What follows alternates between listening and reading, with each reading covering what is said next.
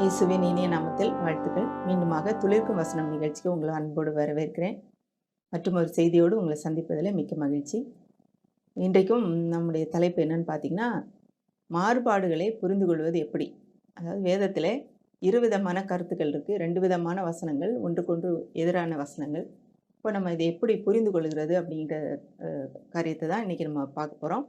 அதில் 2 முக்கியமான தலைப்புகளை குறித்து இன்றைக்கி நான் பேசலாம்னு நினைக்கிறேன். இதுக்கு வேத வசனத்தின் அடிப்படையில் வேத வசனத்தின் ஆதாரங்களை கொண்டு நாம் எப்படி புரிந்து கொள்ள வேண்டும் என்பதை தான் நான் இன்றைக்கி உங்களுக்கு தெளிவுபடுத்த விரும்புகிறேன். அதாவது இதுவா அதுவா எது சரி அப்படிங்கிறத நம்ம இன்றைக்கி பார்க்க போகிறோம். முதலாவது கருத்து பார்த்திங்கன்னா, உன் தகப்பனையும் உன் தாயையும் கனம் பண்ணுவாயாக அப்படின்றது நமக்கு தெரியும். அதுக்குரிய வசனம் யாத்திராகமம் 20:12. உன் தேவனாய கர்த்தர் உனக்கு கொடுக்கிற தேசத்திலே உன் நாட்கள் நீடித்திருப்பதற்கு உன் தகப்பனையும் உன் தாயையும் கனம் பண்ணுவாயாக அப்படின்னு சொல்லி போட்டிருக்கு. அப்போது இது ஆண்டவர் கொடுத்த கட்டளை. அது மோசையின் மூலமாக ஆண்டவர் கொடுத்த கற்பனை இது. லூக்காவில் ஒரு வசனம் வருது. லூக்கா 14:26. யாதொருவன் என்னிடத்தில் வந்து தன் தகப்பனையும் தாயையும் மனைவியையும் பிள்ளைகளையும் சகோதரரையும் சகோதரிகளையும் தன் ஜீவனையும் வெறுக்காவிட்டால் எனக்கு சீஷனாக இருக்க மாட்டான். இந்த வசனத்தை வச்சுட்டு நிறைய பேர் தகப்பனையும் தாயையும் குடும்பத்தையும் வெறுத்துறணும், அந்த குடும்பத்தை கவனிக்கக்கூடாது, நம்ம ஊழியத்தை முக்கியத்துவப்படுத்திட்டு இதை நம்ம வெறுத்து ஒதுக்கிடணும், குடும்பத்தின் தேவைகளை சந்திக்கக்கூடாது அப்படின்ற மாதிரி போதிக்கிறத நம்ம பார்க்குறோம். அப்போது இந்த ரெண்டுக்கும் என்ன பேலன்ஸு, ரெண்டையும் நம்ம எப்படி சமநிலைப்படுத்துவது? இந்த பக்கம் தகப்பனையும் தாயும் கனம் பண்ணுவாயாக என்ற ஆண்டவர் கட்டளை கொடுத்துருக்காரு. அடுத்த பக்கம் இயேசுவே சொல்கிறாரு, வெறுத்து விடு அப்படின்னு சொல்கிறாரு. இப்போ இது ரெண்டையும் நம்ம எப்படி சமநிலைப்படுத்துவது அப்படின்றத இன்றைக்கி பார்க்க போகிறோம். இன்னொரு பகுதி கூட பார்த்திங்கன்னா, மத்தேயு 12:46 சில வசனங்களை வாசிக்கிறேன். இப்படி அவர் ஜனங்களோடு பேசுகையில் அவருடைய தாயாரும் சகோதரரும் அவரிடத்தில் பேச வேண்டும் என்று வெளியே நின்றார்கள். அப்பொழுது ஒருவன் அவரை நோக்கி, உம்முடைய தாயாரும் உம்முடைய சகோதரரும் உம்மோடே பேச வேண்டும் என்று வெளியே நிற்கிறார்கள் என்றான். தம்மிடத்தில் இப்படி சொன்னவனுக்கு அவர் பிரதியுத்தரமாக, என் தாயார் யார், என் சகோதரர் யார் என்று சொல்லி தம்முடைய கையை தமது சீஷர்களுக்கு நேராக நீட்டி, இதோ என் தாயும் என் சகோதரரும் இவர்களே, பரலோகத்தில் இருக்கிற என் பிதாவின் சித்தத்தின்படி செய்கிறவன் எவனோ அவனே எனக்கு சகோதரனும் சகோதரியும் தாயுமாய் இருக்கிறான் என்றார். இப்போ இந்த வசனத்தின்படி பார்த்தா, இந்த பகுதியின்படி பார்த்தா, அவருடைய தாயும் சகோதரரும் வந்தப்போ கூட அவர்கிட்ட பேசலை. இவங்கெல்லாம் யார்? என்னுடைய தேவனுடைய சித்தத்தின்படி செய்கிறவங்க தான் எனக்கு தாய் சகோதரிகளாக இருக்கிறாங்க அப்படின்னு சொல்லி ஆண்டவர் பேசுகிறாரு. இப்போ இதை வைத்து கொண்டு கூட நம்ம தவறாக புரிந்து கொள்வதற்கு வாய்ப்பு இருக்குது. அப்போது இங்கே என்ன நடக்குதுன்னு பார்த்தீங்கன்னா, இதுக்கு முந்தின பகுதியில் இயேசுவானவர் பரிசேயரை குறித்து கடுமையாக விமர்சித்து பேசுகிறார். அவங்க அவங்களுடைய நடவடிக்கைகளை கடுமையாக சாடுகிறார். இது முடித்து இந்த மாதிரி அவர் பேசிக்கிட்டு இருக்க டைமில் இவங்க நிற்கிறாங்க.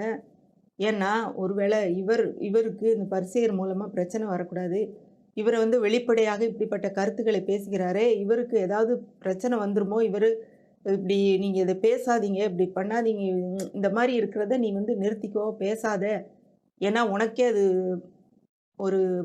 உனக்கு பாதுகாப்பாக இருக்காது, உனக்கே அது பிரச்சனையாக முடியும்னு ஒருவேளை அவரை எச்சரிக்கிறதுக்காக வந்திருக்கலாம் அப்படின்னு நம்ம எடுத்துக்கொள்ளலாம். ஏன்னா அதுக்கு முந்தின பகுதி அப்படி தான் வருது. அவருக்கு பரிசேயர்களை கடுமையாக சாடுகிற பகுதியாக வருது. இப்போது இவங்க ஆனால் இவர் யார் என்பதை சரியாக புரிந்து கொள்ளலை. இவர் வந்த நோக்கத்தையும் இவர் பிதாவின் சித்தத்தின்படி செய்வதற்காக வந்த தேவ ஆட்டுக்குட்டி என்பதை அவர்கள் சரியாக புரிந்து கொள்ளவில்லை. இப்போ இவருடைய செயல்கள் அவர்களுக்கு இடரல் அளித்தது. ஏன்னா ஒரு வீடுன்னு இருந்தால் ஒரு பிள்ளையானது வீட்டில் இருக்கணும், வீட்டில் சொன்னபடி கேட்டு வீட்டுக்கு நம்முடைய நம்முடைய சுற்றுப்புறத்தில் உள்ள அயலகத்தார் அவங்கெல்லாம் எப்படி இருக்காங்களோ அப்படி தான் நடக்கணும்னு மாதிரி அவங்க எதிர்பார்த்தாங்க. ஆனால் இவர் வித்தியாசமாக இருந்தார், எல்லாருக்கும் போதித்து கொண்டு இருந்தார், தவறான வகையில் எதிர்த்து பேசினார். இதெல்லாம் அவர்களுக்கு வித்தியாசமாக இருக்குது. அதனால தான் அவர்கள் அவரை எச்சரிக்க வந்திருக்கலாம் அப்படின்னு நான் நினைக்கிறேன். இப்போது அவருடைய நெருங்கிய உறவினர்களே தேவனுடைய சித்தத்தை செய்வதை அவர்கள் தடுக்க முயன்றார்கள். இயேசு கிறிஸ்து தேவனுடைய சித்தத்தை செய்வதை தடுக்க அவர் முயன்றது யாருன்னு பார்த்தீங்கன்னா, அவருடைய தாயாரும், அவருடைய சகோதரரும் இந்த டைம்ல ஒருவேளை இதுக்காக வந்திருக்கலாம். அதனால தான் அவர் சொல்றாரு, எனக்கு என்னுடைய தாயார் யார்? என்னுடைய சகோதரர் யார்? தேவனுடைய சித்தத்தின்படி செய்கிறவனே எனக்கு தாயாரும் சகோதரனுமாய் இருக்கிறான். இப்போ இவர்கள்ல எப்போ அவர் உண்மையாய மேசியா என்பதை புரிந்து கொண்டார்கள்னா, இயேசுவின் தாயும் அவருடைய சகோதரரும் அவருடைய உயிர்த்தெழுதலுக்கு பின்பு அவர்களெல்லாம் இந்த சீஷர் கூட்டத்தில் இருந்தாங்க. அவருடைய சொந்த சகோதரனாக யூதா வந்து முக்கியமான ஒரு பங்கு வகித்தார். யாக்கோபு என்பவரும் அவருடைய சகோதரன். இவங்க 2 பேரும் வந்து சீஷர் கூட்டத்தில் முக்கியமான பங்கு வகித்தார்கள். அப்போது இந்த பகுதியில் அவர்கள் யார் என்று புரியாத ஒரு சூழ்நிலையில் இருந்தபோது அவருடைய ஊழியத்துக்கு அவர்கள் தடையாக இருந்ததுனாலே அவர் இப்படி பேசினார். அதை நம்ம புரிந்து கொள்ள வேண்டும். அதனால் நம்மளும் வந்து தாய் தகப்பனே என்ன வேணாலும் பேசலாம் அப்படின்னு சொல்லி நம்ம எடுத்துக்கக்கூடாது இந்த பகுதியை வைத்து. இப்போ இன்னொரு பகுதியை காட்ட விரும்புகிறேன். மத்தேயு 8:21, 22. அவருடைய சீஷரில் வேறொருவன் அவரை நோக்கி, ஆண்டவரே, முன்பு நான் போய் என் தகப்பனை அடக்கம் பண்ண எனக்கு உத்தரவு கொடுக்க வேண்டும் என்றான். அதற்கு இயேசு, மரித்தோர் தங்கள் மரித்தோரை அடக்கம் பண்ணட்டும், நீ என்னை பின்பற்றி வா என்றார். இந்த பகுதியையும் வச்சு வந்து தவறாக புரிந்து கொள்கிற வாய்ப்பு இருக்குது. அப்போது இந்த பகுதியை நாம் எப்படி புரிந்து கொள்ள வேண்டும் என்றால், அந்த சீஷன் இதுக்கு முந்தி ஒருத்தன் வந்து ஆண்டவரே உங்க பின்னாடி வரேன்னு சொல்கிறான். அப்போ வந்து ஆண்டவர் வந்து அவனை தடுக்கிறார், வேண்டான்னு சொல்கிறார். ஏன்னா அவன் ஒருவேளை ஆயத்தம் இல்லாமல் அதற்கென்று அழைக்கப்படாமல் ஒருவேளை சரியான அதை பற்றிய புரிந்து கொள்ளுதல் இல்லாமல் வந்திருப்பான்னு நினைக்கிறேன். அதனால் ஆண்டவர் வந்து அவனை வந்து ஏற்றுக்கொள்ளலை, பின்பற்றி வான்னு சொல்லலை.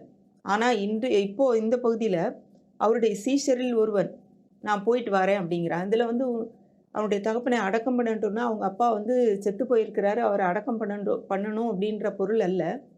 அவர் எப்போ சாகிறாரோ அது வரைக்கும் அவரோடு இருந்து நான் அவருடைய அடக்கம் பண்ணிவிட்டு அதுக்கு பிறகு நான் வரேன் அப்படின்னு சொல்கிறாரு. ஆனால் ஆண்டவர் என்ன சொல்கிறாரு, நீ என்னை பின்பற்றி வா. இதில் ஒரு தேவனுடைய இயேசு கிறிஸ்துவின் நற்செய்தி, சுவிசேஷத்தின் நற்செய்தியை பரப்புவதில் அந்த அழைப்பை பெற்ற அந்த சீஷன் அதனுடைய தீவிரத்தை உணராமல் இருந்ததை இந்த இடத்துல அவர் சுட்டி காட்டுகிறார். அதனால் உன்னுடைய வீட்டெல்லாம் நீ விட்டுட்டு நீ வந்துரு அப்படின்னு கவனிக்க வேண்டாம் பெற்றோர் அப்படின்ற பொருளில் நம்ம இதை எடுத்துக்கொள்ளக்கூடாது. இப்போது இன்னொரு பகுதி பாருங்கள். இதுக்கு ஆண்டவரே இயேசு கிறிஸ்துவே வந்து அழகாக விடை அளிக்கிறார். இந்த 3 பகுதியை நான் காமிச்சேன். இப்போ அதுக்கு அவரே தன்னுடைய பகுதி ஒரு பகுதியை பேசும்போது அதில் அழகாக விடை அளிக்கிறார். மத்தேயு 15ஆம் அதிகாரம் 3ஆம் வசனத்திலேருந்து நான் வாசிக்கிறேன். அவர்களுக்கு அவர் பிரதியுத்தரமாக, நீங்கள் உங்கள் பாரம்பரியத்தினாலே தேவனுடைய கற்பனையை ஏன் மீறி நடக்கிறீர்கள்? உன் தகப்பனையும் உன் தாயையும் கனம் பண்ணுவாயாக என்றும், தகப்பனையாவது தாயையாவது நிந்திக்கிறவன் கொல்லப்பட வேண்டும் என்று தேவன் கற்பித்திருக்கிறாரே. நீங்களோ எவனாகிலும் தகப்பனையாவது தாயையாவது நோக்கி, உனக்கு நான் செய்யத்தக்க உதவி எது உண்டோ அதை காணிக்கையாக கொடுக்கிறேன் என்று சொல்லி தன் தகப்பனையாவது தன் தாயையாவது கனம் பண்ணாமல் போனாலும் அவனுடைய கடமை தீர்ந்ததென்று போதித்து உங்கள் பாரம்பரியத்தினாலே தேவனுடைய கற்பனையை அவமாக்கி வருகிறீர்கள். இப்போ ஆண்டவர் இது ஒரு முக்கியமான விடையை சொல்கிறாரு. தகப்பனையும் தாயையும் கனம் பண்ண வேண்டும் என்பது முக்கியமான கட்டளை.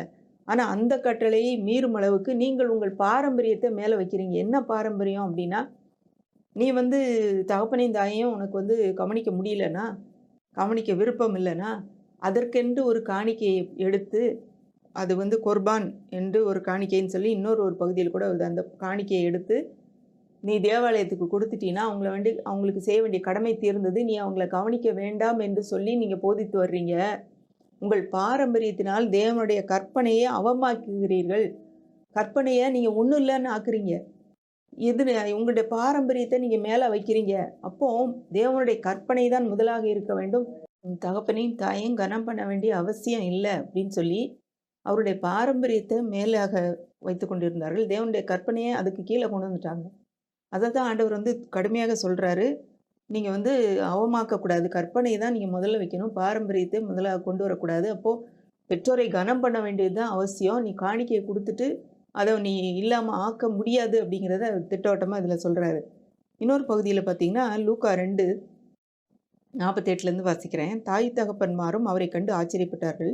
அப்பொழுது அவருடைய தாயார் அவரை நோக்கி, மகனே, ஏன் எங்களுக்கு இப்படி செய்தாய்? இதோ உன் தகப்பனும் நானும் விசாரத்தோടെ உன்னை தேடினோமே என்றாள்.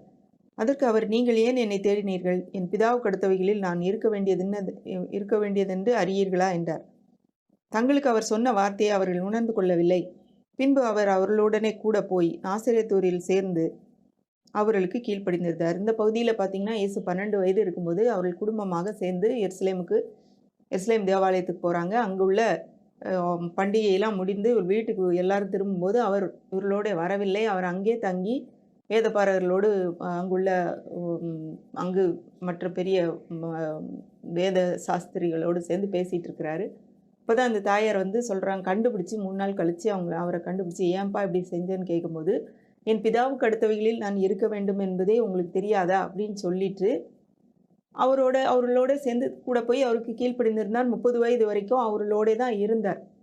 இப்போ இதுலேருந்து என்ன பார்க்குறோம், அவர் பெற்றோருக்கு கொடுக்க வேண்டிய மரியாதையை, கனத்தை அவர் கொடுத்தார் என்று பார்க்குறோம். அவர் சொன்னது ஒருவேளை அவருடைய அழைப்பு, அவர் இந்த உலகத்துக்கு வந்தது நோக்கம் வேறாக இருந்தாலும், அந்த பகுதியிலே அந்த வயதிலே பெற்றோருக்கு கீழ்ப்படிய வேண்டும் என்பதை அவர் கடைபிடித்தார் என்று கூட நம்ம பார்க்குறோம் இந்த பகுதியில். இன்னொரு பகுதியை நான் காட்டுறேன். இயேசுவானவர் பெற்றோருக்கு மதிப்பு கொடுத்து அவர்களை கவனித்தார் என்பதற்குரிய காட்டுறதுக்குரிய பகுதி. யோவான் 19ஆம் அதிகாரம் 26லேருந்து வாசிக்கிறேன். அப்பொழுது இயேசு தம்முடைய தாயும் அருகே நின்ற தமக்கு அன்பாய் இருந்த சீஷனையும் கண்டு தம்முடைய தாயை நோக்கி, ஸ்திரீயே, அதோ உன் மகன் என்றார். பின்பு அந்த சீஷனை நோக்கி, அதோ உன் தாய் என்றார். அந்நேரம் முதல் அந்த சீஷன் அவளை தன்னிடமாய் ஏற்றுக்கொண்டான். இதில் அவருடைய வந்ததன் நோக்கம், இந்த உலகத்துக்கு இயேசுவானவர் வந்ததன் நோக்கம் நிறைவேறிக்கிட்டு இருக்குது. அவர் உலகம் அனைத்தின் பாவத்தையும் தன்னுடைய தாம் மேலே சுமந்து, வேதனைகளையும் வியாதிகளையும் சாபத்தையும் அவர் மேலே சுமந்து, ஒரு பயங்கரமான ஒரு கொடூரமான தண்டனை அனுபவித்து வலியினாலே அவர் மரண வேதனையில் இருக்கிறாரு. சிலுவையில் தொங்கி கொண்டு இருக்கிறார். அந்த நேரத்திலும் தனக்கு முன்பாக நின்றுக்கிட்டு இருக்க தன்னுடைய தாயை பார்த்து அவர்களை கவனிப்பதற்கு சரியான ஆளிடம் அவர்களை ஒப்புவிக்க வேண்டும். ஏன்னா அதுக்கு முன்னாடியே அவருடைய தகப்பன் இறந்துட்டாங்க. அதனால அவங்க தாயாரை அவருக்கு அன்பாக இருந்த சீஷனாகிய யோவானிடத்தில் ஒப்புவிக்கிறார். நீ சீஷனே, இதோ உன் தாய், இது உன்னுடைய மகன் என்று சொல்லி தாயை தன்னுடைய சீஷனிடத்தில், அன்பாக இருந்த சீஷனிடத்தில் சரியாய் யார் அவர்களை கவனிப்பார்களோ அவரிடத்துல பொறுப்பாய் ஒப்படைக்கிறத நம்ம பார்க்குறோம். அப்போது அவர்களை குறித்து அக்கறை இல்லாமல், அவங்கள பற்றி ஒரு நினைப்பே இல்லாமல் அவர் இருக்கலை. அப்புறம் இன்னொரு பகுதி பாருங்கள். நம்ம ஏற்கனவே தகப்பனின் தாயை வெறுக்காவிட்டால் அப்படின்றதுக்கு இன்னொரு வசனம், அதே வசனமே மத்தேயுல எப்படி போட்டிருக்கு, லூக்காவில் நம்ம வாசித்தோம் முதல்ல. இப்போ மத்தேயுல அதே வசனம் எப்படி கொடுக்கப்பட்டிருக்கு, மத்தேயு 10:37, தகப்பனையாவது தாயையாவது என்னிலும் அதிகமாய் நேசிக்கிறவன் எனக்கு பாத்திரன் அல்ல, மகனையாவது மகளையாவது என்னிலும் அதிகமாய் நேசிக்கிறவன் எனக்கு பாத்திரன் அல்ல. அப்போ இதுலேருந்து நம்ம என்ன புரிந்து கொள்ளலாம், அங்கே வெறுக்கிறவன் அப்படின்னு வந்திருக்கு. இங்கே இதில் சரியான அதுக்குரிய விளக்கம் கொடுத்துருக்கு. என்னிலும் அதிகமாய், இயேசுவை காட்டிலும் மேலாக, தேவனை காட்டிலும் அதிகமாய் நாம் நேசிக்கக்கூடாது என்பது தான் இதுக்குரிய விளக்கம். இப்போ தேவனுக்கு அடுத்த காரியங்களுக்கும் மேலாக நாம் அவர்களை கொண்டு வந்துவிடக்கூடாது. ஆனால் அவர்கள் கொடுக்க வேண்டிய கனத்தையும் மரியாதையும் அவர்களை கவனிக்க வேண்டியதையும் நாம் செய்ய வேண்டியது அவசியம். இந்த ஒரு வசனத்தை 1-2 வசனங்களை சரியாக புரிந்து கொள்ளாமல், பெற்றோரை கவனிக்காமல் காணிக்க கொடுத்துட்டா போதும், பெற்றோரை அவர்களை மரியாதையை நடத்த வேண்டியதில்லை, அவர்களை கனம் பண்ண வேண்டியதில்லை, வயதாகிடுச்சுன்னா அவங்களுக்கு ஒன்றும் தெரியாது, அவங்க வேஸ்ட்டு அப்படின்னு சொல்லி பேசுகிறது மிகவும் தவறான காரியம். இன்னொரு வசனம் கூட இருக்குது. 1 தீமோத்தேயு 5ஆம் அதிகாரம் 8ஆம் வசனத்தில், ஒருவன் தன் சொந்த ஜனங்களையும் விசேஷமாக தன் வீட்டாரையும் விசாரியாமல் போனார், அவன் விசுவாசத்தை மறுதளித்தவனும் அவிசுவாசியிலும் கெட்டவனுமாய் இருப்பான். இதில் ரொம்ப தெளிவாக பவுல் எழுதுகிறாரு, ஒருவன் தன் சொந்த ஜனங்களையும் விசேஷமாக தன் வீட்டாரையும் விசாரியாமல் போனால் அவன் விசுவாசத்தை மறுதளித்தவனும் அவிசுவாசியிலும் கெட்டவனுமாயிருப்பான். அந்த வசனத்தின்படி பார்த்தா நம்முடைய உறவினர்களையும் தன்னுடைய சொந்த வீட்டாரையும் சரியாக கவனிக்கலைன்னா அவன் விசுவாசத்தை விட்டு, விசுவாசமே ஆண்டவர் மேல் உள்ள விசுவாசத்தை மறுதளித்தவன் அவிசுவாசியை விட மோசமானவன் என்று சொல்லி இந்த வசனம் போட்டிருக்கு. அப்போது இதுலேருந்து என்ன தெரியுது, விசுவாசி என்று சொல்கிறவர், தேவனை நேசிக்கிறவர், ஊழியத்தை செய்கிறவர் கண்டிப்பாக தன்னுடைய குடும்பத்தையும் சொந்த ஜனங்களையும் தன்னால் முடிந்த அளவு கவனிக்க வேண்டும் என்பது இதுலேருந்து நம்ம புரிந்து கொள்ளலாம். ஏன்னா, அ இது இந்த பகுதி ஏன் ஏன் நான் சொல்ல வந்தேன்னா, நெறைய பேர் அத தவறாக புரிந்து கொண்டு, குடும்பத்துக்கு கொடுக்க வேண்டிய நேரத்தையும், அவர்களை கவனிக்க வேண்டியதையும் வந்து செய்யாம, அத உதாசீனப்படுத்தும்போது குடும்பங்கள் உடைந்து, பிள்ளைகள்லாம் வந்து எனக்கு ஆண்டவரே தேவையில்ல. இந்த பக்கமே நான் வரமாட்டேன். ஆண்டவருக்கு எனக்கு சம்மந்தமே இல்ல. எங்க கடவுள் வந்து அ எனக்கு அ ஏன்னா என்னுடைய பெற்றோர் இப்படி இருக்காங்க, என்னுடைய தகப்பன் இப்படி இருக்காங்க, என் குடும்பத்த கவனிக்கல. அப்படின்னு சொல்லி ஆண்டவரை விட்டு விலகி போகிற எத்தனையோ பிள்ளைகள் நம்ம பார்க்குறோம். பெற்றோர பார்க்குறோம். அதனால தான் வந்து இந்த பகுதிய நம்ம வந்து முக்கியமா கவனிக்க வேண்டும். அதனால இந்த பகுதியிலேருந்து என்ன புரிந்து கொள்கிறோம்? ஆண்டவருக்கு முதல் கனம். அதே நேரம் பெற்றோரையும் நம்ம கனப்படுத்த வேண்டும். ஆண்டவருக்கு மேலாக அவர்களை நம்ம வைக்கக்கூடாது. ஆனா, இவர்களுக்கு செய்ய வேண்டிய பணியை நாம் செய்ய வேண்டும். கர்த்தருடைய ஊழியத்தை இவர்களுக்கு அடுத்து இவர்களை கவனித்து எல்லாத்தையும் சரியா நடத்தி தான் கர்த்தருடைய ஊழியத்தை செய்ய வேண்டும் என்று கூட நம்முடைய ஒரு வசனம் இருக்குது. இப்ப இந்த பகுதி நமக்கு நல்லா தெளிவா புரிந்திருக்கும்னு நான் நம்புறேன். அடுத்த பகுதி பார்த்தீங்கன்னா, திருமணத்தை குறித்த ஒரு தவறான ஒரு புரிதல். அத குறித்து ஒரு வசனம் இருக்குது. அந்த வசனத்தை வைத்து திருமணம் பண்ணுவது அ தவறு அப்படின்னு சொல்லி பேசுகிற சிலர் உண்டு. அந்த வசனம் பார்த்தீங்கன்னா, 1 கொரிந்தியர் 7:26 அதென்னவெனில் இப்பொழுது உண்டாயிருக்கிற துன்பத்து நிமித்தம் விவாகம் இல்லாமல் இருக்கிறது மனுஷனுக்கு நலமாயிருக்கும் என்று எண்ணுகிறேன். அப்படின்னு இந்த இடத்துல வருது. இன்னொரு இடத்துல பவுல் சொல்லுவாரு, எல்லாரும் என்னை போல் இருக்க விரும்புகிறேன் அப்படின்னு சொல்றாரு. அப்போ இந்த இருக்கிற துன்பத்து நிமித்தம் விவாகம் பண்ணாமல் இருக்கிறது நல்லதுன்னு சொல்றாரு. இதை வைத்து நம்ம திருமணம் பண்ணுவது நல்லதல்ல என்று சொல்லி பேசுகிற ஒரு தவறான கருத்து கூட நிலவுது.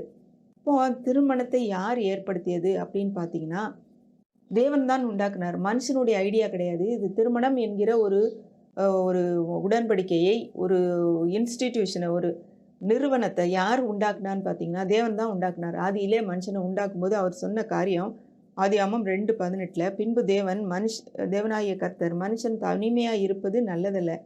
ஏற்ற துணையை அவனுக்கு உண்டாக்குவேன் என்றார். இப்ப ஏற்ற துணை வேண்டும் என்று அவனுக்கு யோசித்து உருவாக்குனது யாருன்னு பார்த்தீங்கன்னா தேவன்.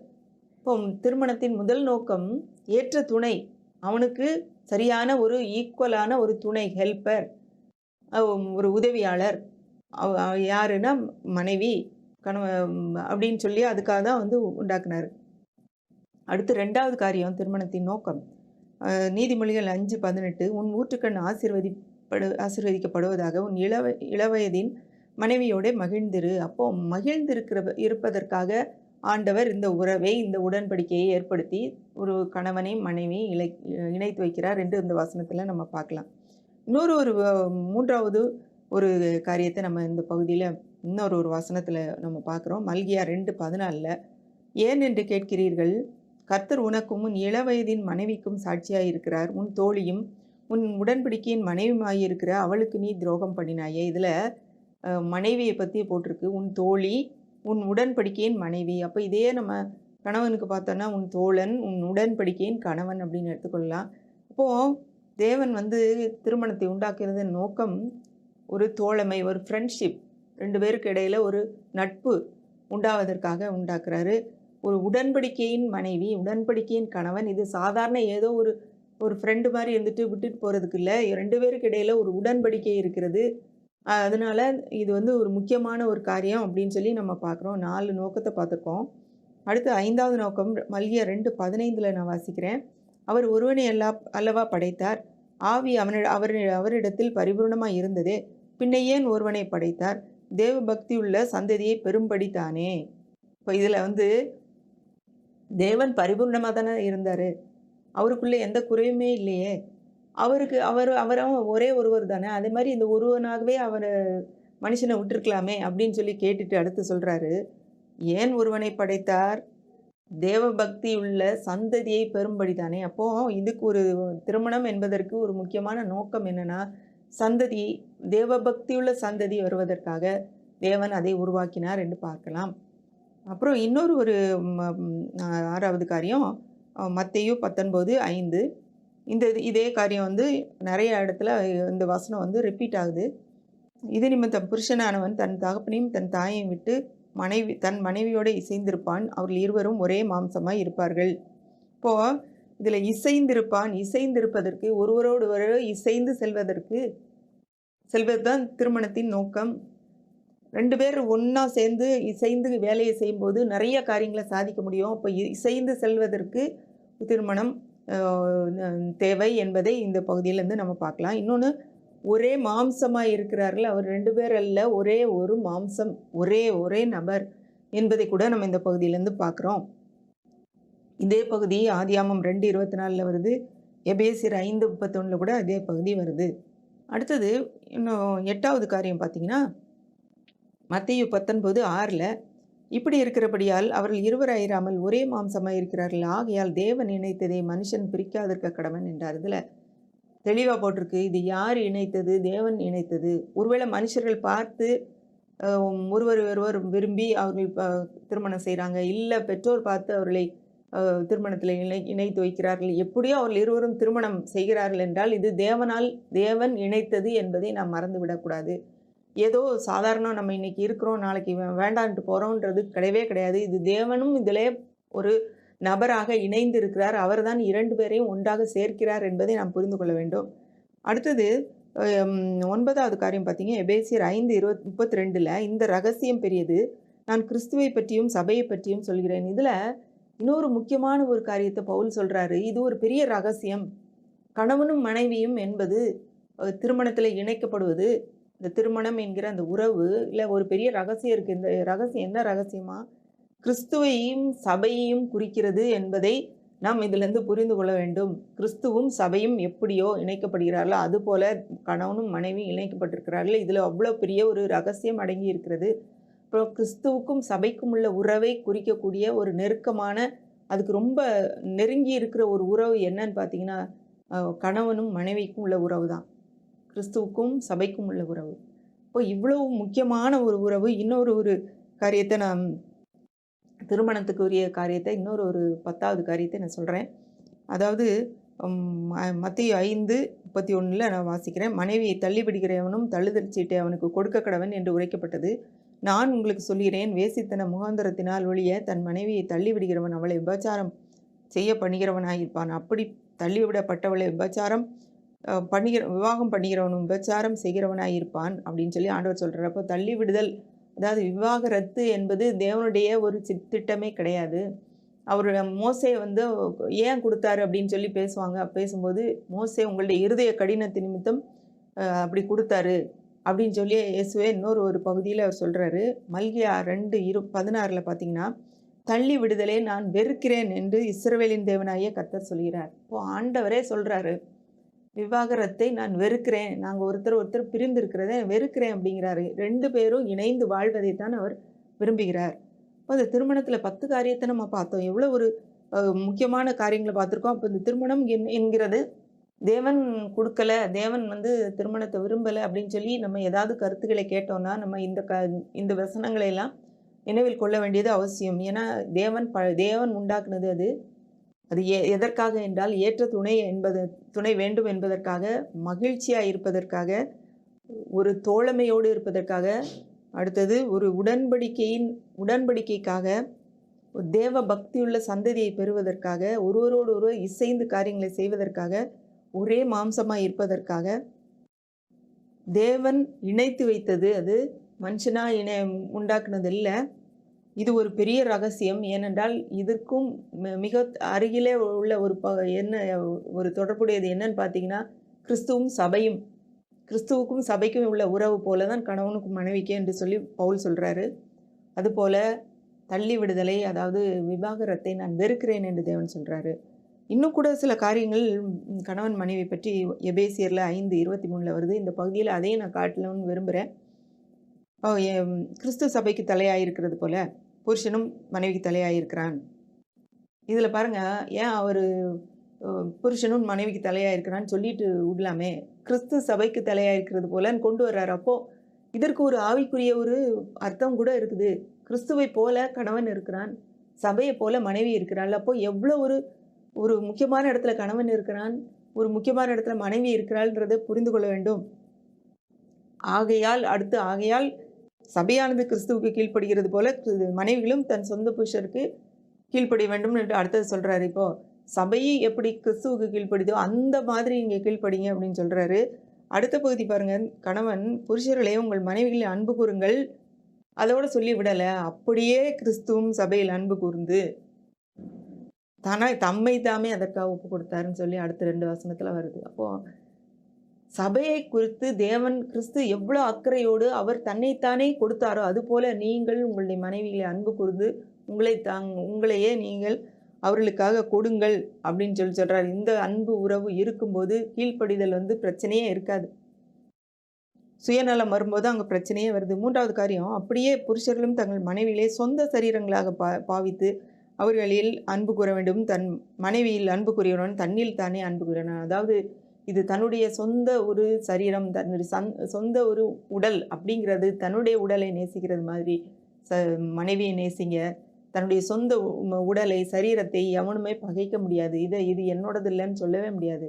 இப்போ நீங்கள் சொந்த உடல் நினச்சிங்கன்னா மனைவியும் கண்டிப்பாக நேசிப்பீங்க. அப்புறம் அப்படின்னு சொல்லி போட்டிருக்கு. அப்போது இந்த சொந்த மாம்சத்தை பகைக்கிறவன் ஒருவனும் இல்லையே, கர்த்தர் சபையை போஷித்து காப்பாற்றுகிறது போல ஒருவனும் தன் மாம்சத்தை போஷித்து காப்பாற்றுகிறான். இப்போ இதுலேயும் கொண்டு கொடுக்குறாரு. கர்த்தரும் கிறிஸ்துவும் சபையும் போல கணவனும் மனைவியும் இருக்க வேண்டும். அப்போது இந்த கணவன் மனைவி திருமணம் என்பதற்கு தேவன் ஒரு பெரிய நோக்கத்தை ஆதியிலே வைத்தார். அதே நோக்கத்தை கடைசியில் கூட அவர் காட்டுகிறார். ஏன்னா வெளிப்படுத்தின விசேஷத்தில் கூட சபையாகிய மணவாட்டி என்று கூட நம்ம பார்க்குறோம். அப்போது இந்த திருமணம் என்பது ஒரு சாதாரண காரியம் இல்லை, ஒரு பரிசுத்த மெய் விவாகம் என்று கூட நம்ம பார்க்குறோம். அப்போது இதை பற்றி ஒரு தவறான கருத்துக்கள் சொல்லப்படுமானால் இதை புரிந்து கொள்ள வேண்டும். இது தேவனால் உண்டாக்கப்பட்டது. இது தேவன் விரும்புகிறது. கிறிஸ்துவுக்கும் சபைக்கும் உள்ள உறவு போல கணவனுக்கும் மனைவிக்குள்ள உறவு இருக்க வேண்டும் என்பதை நாம் புரிந்து கொண்டு இப்படிப்பட்ட தவறான கருத்துக்களுக்கு நம் இடம் அளிக்கக்கூடாது. இன்றைக்கு நம்ம 2 தவறான கருத்துக்களை நாம் எப்படி புரிந்து கொள்ள வேண்டும்னு பார்த்தோம். நம்முடைய பெற்றோரை கனம் பண்ண வேண்டும் அப்படின்னு பார்த்தோம். ஆனால் அதே நேரத்தில் இயேசுவானவர் அவர்களை வெறுத்து விட வேண்டும் என்று ஒரு வசனம் வருதே, அந்த வசனத்துக்கு என்ன நீங்கள் சொல்கிறீங்க அப்படின்னா சில விளக்கங்களை நான் கூறினேன். அவர் எப்படி தகப்பனையும் தாயையும் கனம் பண்ணார்ன்றதை நான் காண்பித்தேன். ஆனால் கடைசியில் அந்த வசனத்தை போல மத்தேயுல லூக்காவில் சொன்ன வசனத்தை போல மத்தேயுல அது கொத்த வசனத்தை எடுத்து காண்பித்தேன். அதில் தன்னுடைய குடும்பத்தாரை தேவனை என்னை விட மேலாக நேசித்தால், என்னை விட மேலாக நேசிக்கும் போது நேசிக்கிறது தான் தவறு அப்படின்னு சொல்லி அதில் வருது. அந்த வசனத்தில் கூட நான் உங்களுக்கு காண்பிக்கிறேன். என்னை காட்டிலும் தகப்பனையாவது தாயையாவது என்னை காட்டிலும் அதிகமாக நேசித்தால் அவன் எனக்கு பாத்திரன் இல்லைங்கிறாரு. அப்போது அவங்கள வெறுத்துறணும்னு அர்த்தம் இல்லை, அவங்கள கவனிக்கவே கூடாதுன்னு அர்த்தம் இல்லை அப்படின்றத பார்த்தோம். இன்னொரு பகுதியில் நீங்கள் காணிக்க கொடுத்துட்டா போதும்னு சொல்லி போதித்துக்கிட்டு இருந்தாங்க. ஆண்டவர் அது தவறு என்று சொல்லி திட்டவட்டமாக தெளிவாக கடுமையாக அதற்கு எதிர்த்து போதிக்கிறார். ஏன்னா காணிக்க கொடுத்துட்டு போதும்னு நீங்கள் சொல்கிறீங்க, தேவனுடைய கற்பனையை உங்கள் பாரம்பரியத்தினால் அவமாக்குகிறீர்கள்ன்றாரு.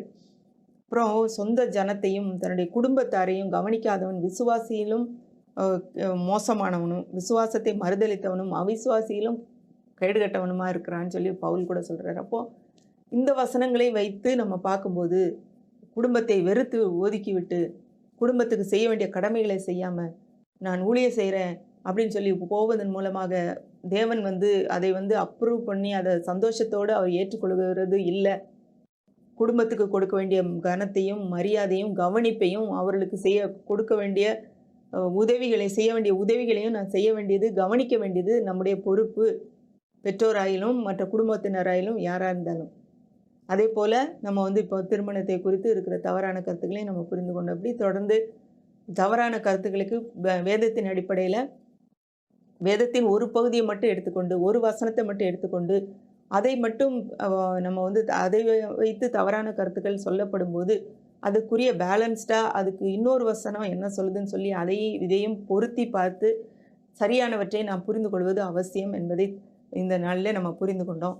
நம்ம ஆண்டவர் கொடுத்த இந்த ஒரு தெளிவுக்காக நம்ம ஆண்டவருக்கு நன்றி சொல்லலாம். அப்படியே கண்களை மூடி நம்ம ஜெபிக்கலாம். அன்பில் ஆண்டவரை இந்த அருமையான நேரத்துக்காக நன்றியோடு மை துதிக்கிறோம், மை ஸ்தோத்திரிக்கிறோம். உடைய வேத வசனங்கள் ஆவியாயும் ஜீவனுமாய் இருக்குது, அதுக்காக நன்றி. எங்களுடைய வாழ்க்கைக்கு தேவையான ஒவ்வொன்றையும் கர்த்தாவே நீர் அழகாக வேத வசனங்களிலே எங்களுக்காக கொடுத்திருக்கிறீர், அதற்காக நன்றி. எங்களுடைய உறவுகளிலே ஆண்டவரை நாங்கள் எப்படி நடக்க வேண்டும் என்பதை குறித்து நாங்கள் சில காரியங்களை கற்றுக்கொண்டோம். எங்களுடைய பெற்றோரை குடும்பத்தினரை நாங்கள் எப்படி நடத்த வேண்டும், திருமணத்தை குறித்து நீர் என்ன சொல்கிறீர் என்பதை கூட நாங்கள் தெளிவாய் புரிந்து கொள்ள நீர் எங்களுக்கு உதவி செய்தீரே, அதற்காக நன்றி. தொடர்ந்து இப்படிப்பட்ட ஆண்டவரை நல்ல செய்திகளை நாங்கள் தொடர்ந்து ஆண்டவரே கேட்கவும், அதை நாங்கள் எங்கள் வாழ்க்கையில செயல்படுத்தவும், தவறான கருத்துக்களை ஆண்டவரே கருத்துக்களை கேட்கும்போது கர்த்தாவே எது சரி என்பதை வேதத்தின் அடிப்படையில நாங்கள் புரிந்து கொள்ளவும் நீர் எங்களுக்கு உதவி செய்யும்படி ஜெபிக்கிறோம். ஒருவரையும் ஆசீர்வதியும் வழிநடத்தும் நீரே பொறுப்படுத்திக் கொள்ளும். இயேசுவின் மூலம் தாழ்ந்து கேட்கிறோம் பிதாவே. ஆமென்.